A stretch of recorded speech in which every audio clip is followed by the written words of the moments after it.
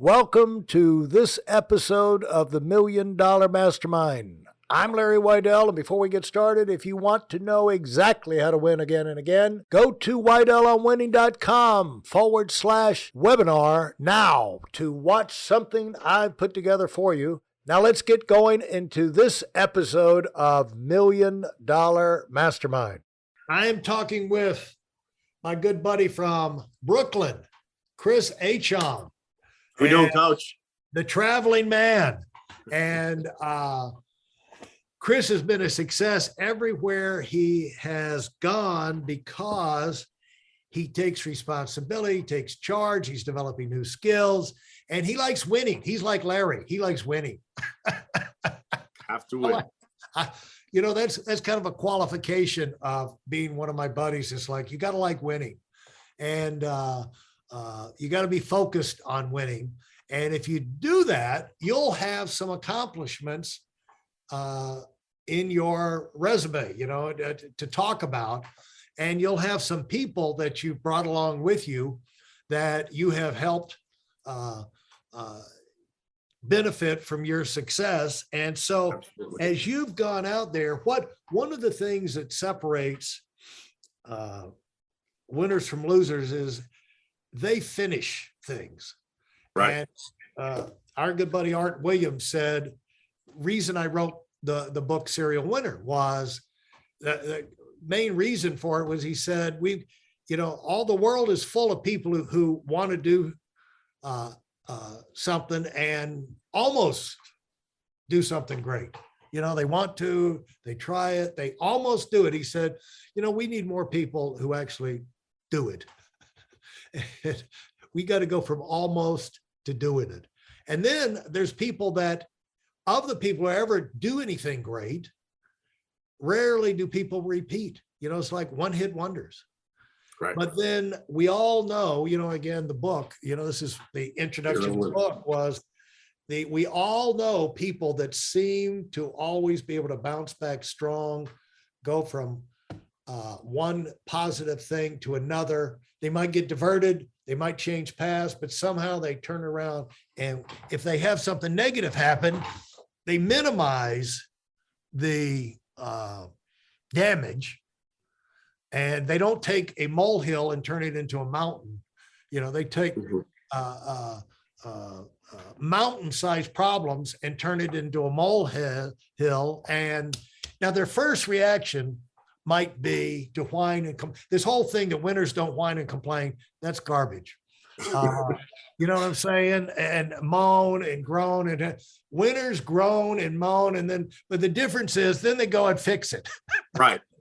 Absolutely. You can see, I've seen so many top guys in my life that in business, it's like, good Lord. You heard him whining at this, he'll never recover from this, that, and the other. And you check back in a week later, and that he's put that thing in the rearview mirror. He saw the thing, he's got a whole new thing going there. It's like, what about so-and-so? Oh, boom, boom, boom, boom, I shifted gears, I did this, that, and the other. He can't even remember what the problem was, And so don't, I say this about Putin. They see Putin now, oh, he's got Parkinson's. Oh, he's bloated. Oh, his health is going down. Hey, maybe so, but the guy survived a long time. You know what I'm saying? And it's kind of like, that Kim Jong-un or something, the North Korea guy. Yeah, right. He's sick and he's got, all these things. But somehow the guy, that's what Trump said about that Kim Jong-un. He said, that guy has survived a whole lot of stuff. He's a tough little cookie. And so the thing about winners, not that they're winners, but they're survivors, in their world, they've dominated. And so the thing is that people that get things done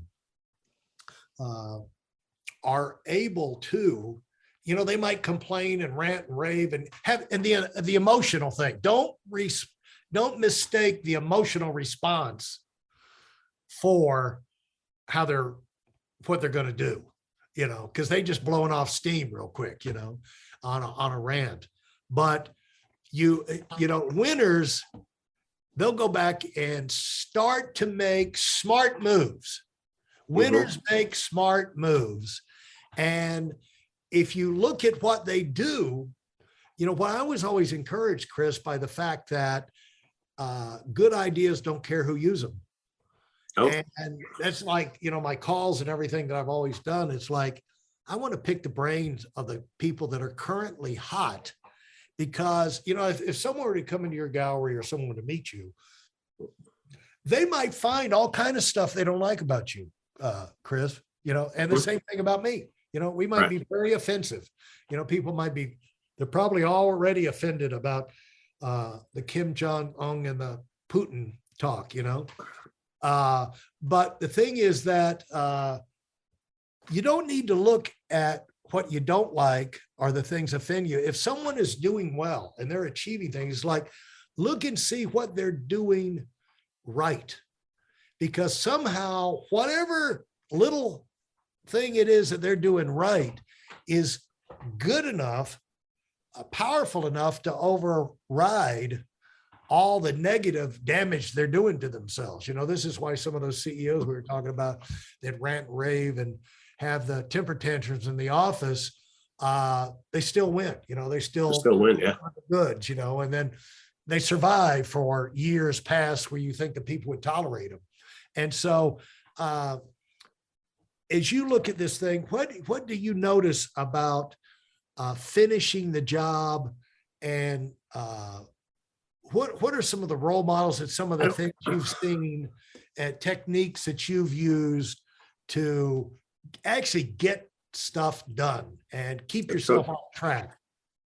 The one thing that comes to my mind when you're speaking that I coach a lot on, and I tell people the average person waits till there's an emergency to have a sense of urgency. But successful people, we have it all the time. Last month we had one of my best months ever in the history of me being in business. I've been in business 25 years, and I was still waking up. I started waking up 4 o'clock every morning, almost like it never happened. And you might go, well, that's cycle. Well, it just, something clicks on. And, and I coach our leaders. You have to have a sense of urgency when you're running a company or you're running a business. They have to see you more excited. They have to see you with that sense of, and it never goes away. I don't care. It has nothing to do with the money. It has nothing to do with the winning. It's something that just clicks back on all the time. It's a fire that never gets, that never stops. It just keeps going. And what I've noticed is a lot of the people that are successful that are around me, they have a sense of urgency. You can have a lot going on. You can have tons of money saved up, tons of real estate, all that cool stuff, but you still wake up with a sense of urgency. Not that it's not enough. This is just who I've become. So when you learn how to develop that sense of urgency, which is you just understanding where you come from, sometimes we got to be a little bit more clear on where we're at right now in life. And I always tell people we're one generation from poverty. One generation, one generation ago, we was in poverty, the majority of us, and it's a high possibility one generation from now, our family name could be back in poverty. And so we have to put things in place and make sure that we do things the right way. I was speaking to an Uber driver a couple of days ago, yesterday, actually. I was celebrating the guy that bought the Twitter. I celebrate business, when people get fired up about sports games and stuff like that. I don't do sports at all. So, you can get me excited about it. But they'll celebrate the Jets win. And I celebrate when I see a business person win. It's almost like a game to me too. That's what I look at, because I actually have a chance to make some money at it too. Okay. Right. Which I haven't yet, but we'll see how that goes. But, I don't know if I went over that question, a little bit past what the question was, but go ahead. You look around, you travel a lot, and you see a lot of businesses, you see a lot of people, a lot of successful people. What stands out to you? What have you picked up? And especially, what did you pick up that you modeled? When you see people doing these things, you can incorporate that approach into your life, a lot. And one of the things about even the big hitter call that we do on Mondays is like, I always like to hear if someone has a better way of saying something, than I do. A lot, it's a lot like saying things like you were talking about honey and vinegar and, being direct with people, what you do with a smile on your face. A lot of that has to do with also the words that you use. There's just like, some of the actors, especially in the past, I don't know actors now, but they just had a way of talking. And of course, they were just reading the words they were on the page, but I shouldn't give them too much credit. But they just seemed to be, just flowed, made people feel better. There was a graciousness to them or something. But all of that stuff, you hear a great phrase, you can use that phrase. If you hear a great explanation for something, you can use that explanation. And so what, like you said, you learned from a book, or you heard somewhere that the higher earning people get up earlier in the morning and get on the attack earlier in the morning. What are some things that you could think back that you incorporated early on that have been part of who you are right now, that have like you say, informed what you've become because you just adopted that into your style? A big part of even today, I don't surround myself around anyone that's going in the wrong direction. I won't go to any environment that, that there's not people that, that want to go in the right direction. I'm at a critical point in my life. I'm still at a critical point in my life. At this phase of my life, I can't have anyone pulling me down. I don't care, who it is. Okay. So I've always kind of like made sure I separated myself and, get myself, around the right people. I remember, even when I didn't have money, I used to, every Sunday night around 8, 9 o'clock, I would go have a cocktail. And usually I could only afford one cocktail. This is early on in business. And I would go to the city, I would go to the plaza, the Oak Grove, and I'd go to some of the real high-end hotels where only billionaires and millionaires hang out. And I would go sit at the bar. So I think a big part of it is just, making sure you're around the right people. And then when I couldn't be around the right people, I listened to audios, I read books. I liked a lot of biographies on different, on just the strategy, how people win. And it's always like a up, down, then a win, then a up, down, then a win. So what it did was when times was tough, I knew that wasn't forever. Yeah. And so I think that's one of the things I did, and, I've been blessed to have so many great mentors. You're one of them also, I've always just been there to just say the right things and just be a leader from the front. Appreciate that. Yeah, thank you. And you're awfully nice to say that. But when you, the thing about that, Chris, is you can say these things to the world, but only a few people pick up on them. So the people, the fact that you picked up on it, the credit goes to you, for that. And so as you, what are specific things that you find yourself saying over and over again?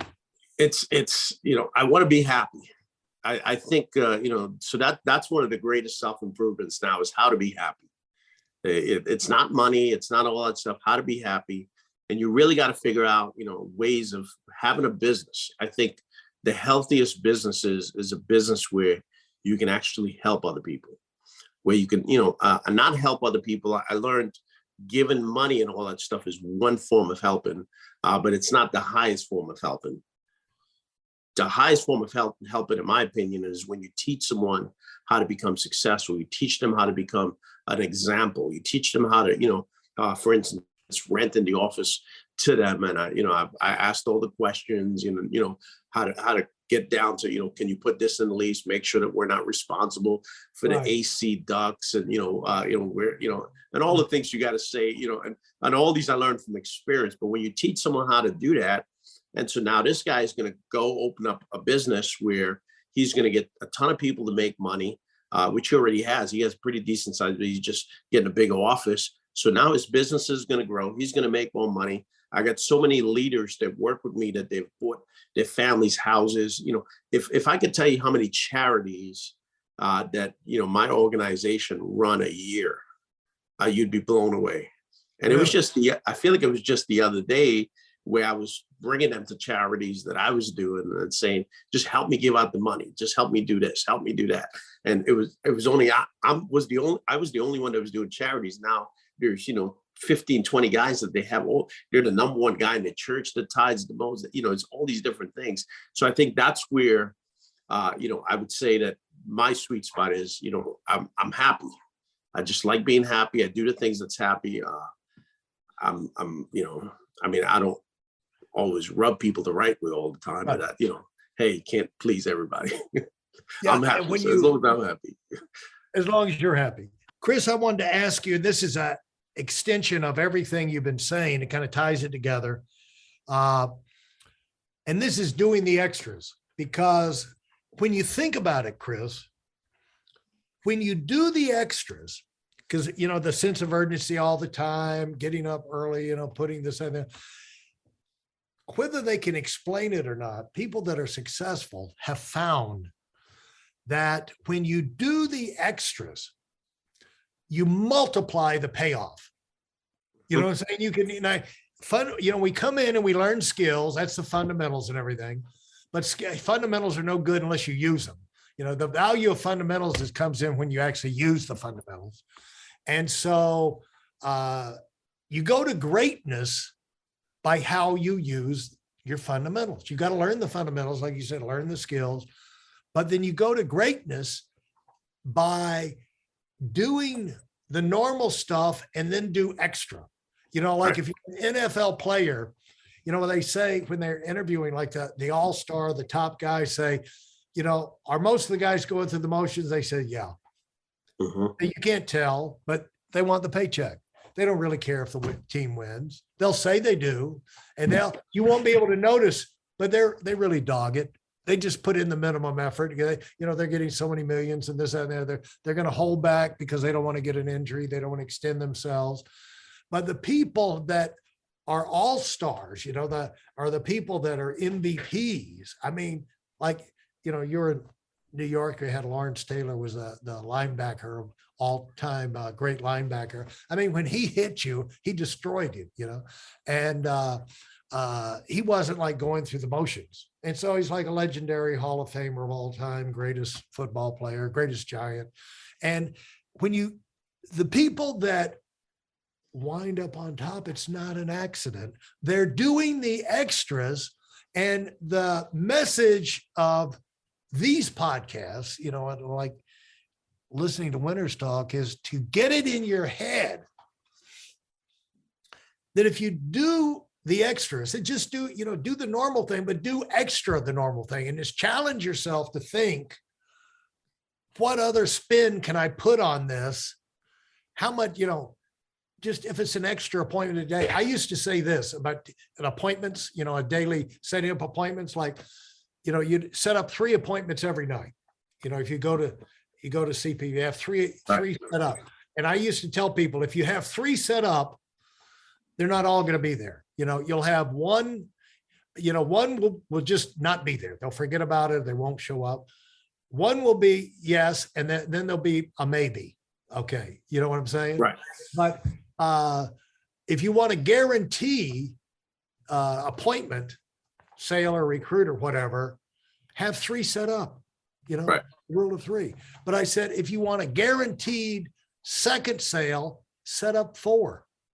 I said, the 4th appointment is almost always a sale. So if you want 2 sales every night, and all that is you make 1 more appointment and you double your payoff. And so the thing is, that's a simple way of illustrating how the people that do the extras, to squeeze in the 1 more rep, 1 more appointment, 1 more meeting, 1 more promotion, 1 more contest or something with their people. And it's just like they explode out the top of the organization. And the secret is that when you do the extras, you multiply your results. And I've always been impressed with how you take your people, and you might be with a brokerage house or something where they run a contest and they take people to wherever. Mhm. But you'll go in early and hire, you'll basically have your convention on top of a convention Mhm. and come up with all these extra things.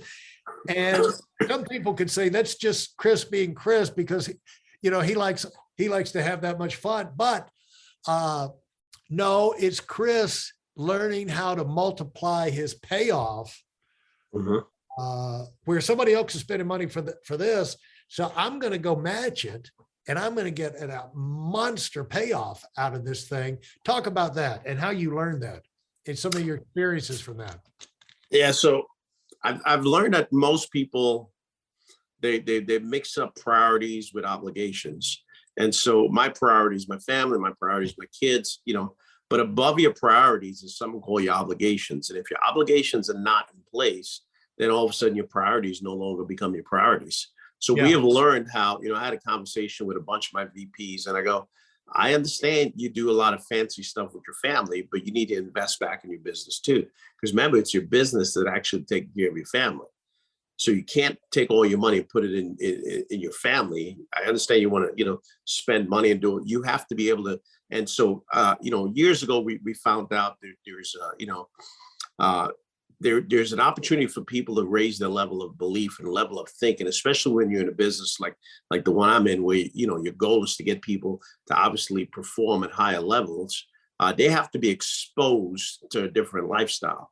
And they're not going to be exposed without you doing that. So I've used exposure, so I'll spend maybe, let's say 50,000 on a trip or something. I just took, I have a house down in the Dominican. I took 60 people there and people go, oh my God, you wasted all that money. And I go, you don't know, when people set goals and they dream in their same living room or their same office, it's not the same as when you dream, you set goals on the cliff somewhere overlooking the sunset going down. You just go, man, this is the kind of life I want to live. So we've always just stretched it. We became a master copy.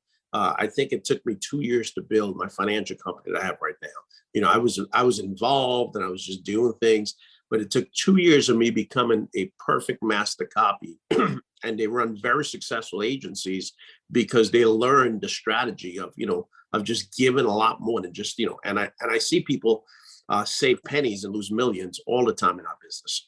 And, we've learned how, people go, well, you're lucky you have, blank, blank, blank, cash flow coming in. And I go, no, I worked on this cash flow. This was an intention. Okay. We got it down to where, we can buy properties every couple of months now based on our cash flow. And but it wasn't that way in the beginning, but we did all the right things. And we all know the difference between the right thing and the wrong thing. And so if we could teach people how to, just kind of copy the right things, which is, in every business, it's different, but we know what we want to teach, and, just paying a little bit, investing a little bit more helps your business grow. Investing a little bit more, pushing, expanding people's vision a little bit more, but even adding in, what people don't understand is, like, even with the charity things, those are vision expanders. Like you said, you would take people in there. It's like all of a sudden things open up in their minds. They don't, some of the people I haven't interviewed, I've got friends that I don't know if I get to all of my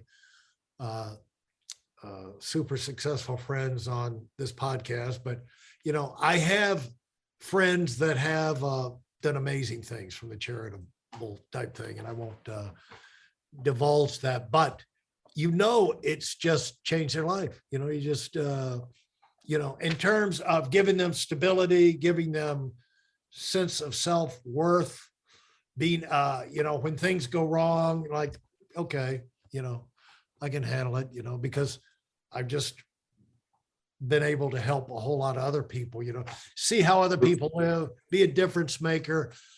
It's not just a vision about bigger lifestyle, but it's expanding the vision of what's possible and the impact that you could make, and like, the one thing we'll leave with this is tell people, is it worth it? How much is it worth? Is it worth it? Did you really expect this, or does it go beyond what you could have imagined in terms of paying the price early on this thing, because they need to know. Yeah, it's worth it. It is so worth it. To be happy and be a person that's constantly taking people to the next level. That's worth it. Yeah, the success is awesome. The fancy stuff and the traveling, all that stuff is great. But there's it really always boils back down to are you happy?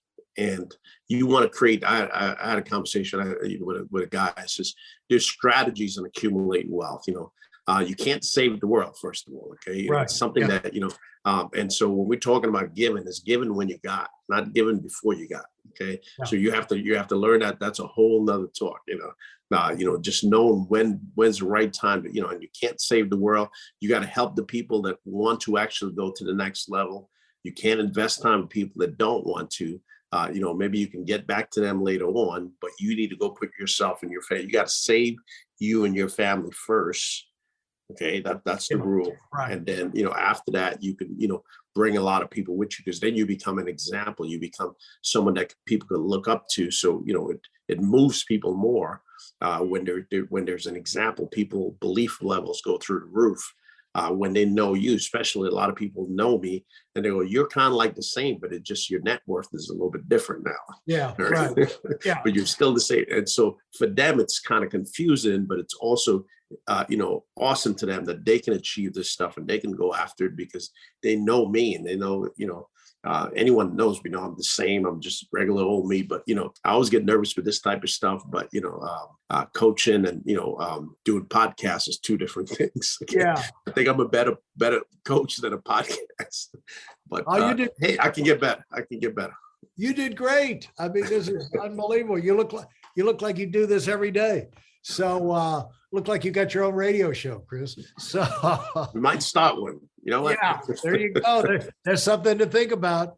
So anyway, thanks so much for everything. This is fantastic.